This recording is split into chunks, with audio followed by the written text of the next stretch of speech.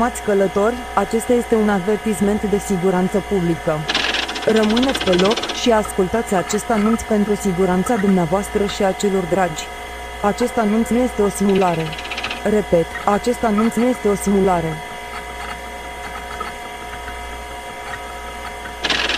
Fundația SCP a emis un avertisment de cod 10. Datorită unor dereglări ale activității Soarelui, nu este sigură traversarea pe suprafața terestră. O entitate supranumită SCP-001 a luat control asupra Soarelui, iar orice om care intră în contact cu lumina solară are riscul de a trece printre transformări paranormale, poate chiar letale.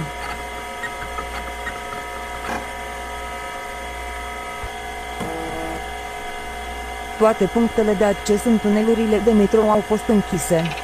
Toate sursele de lumină au fost setate pe cel mai mic nivel de operare. Metrorex vă încurajează să vă păstrați calmul. Toți călătorii sunt recomandați să rămână împreună.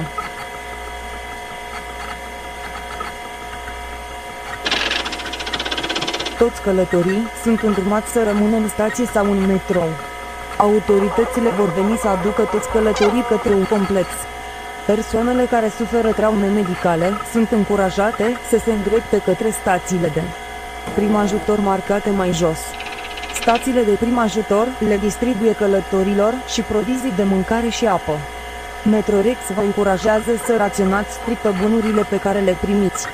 Complexele menționate anterior sunt menite pentru a găzdui populații mari de oameni.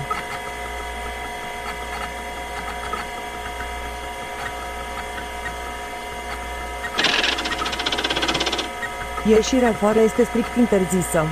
Eutanasierea persoanelor suspectate că au intrat în contact cu lumina soarelui este strict oprită. Călătorii sunt îndemnați să nu permite intrarea nimănui din afară sau din alte stații, indiferent de cât de umani par. Aproximativ 6 miliarde de oameni au murit până în momentul de față. Dumnezeu să ne ajute! Patria noastră și omenirea în întregime va prevala în ceea ce o să urmeze.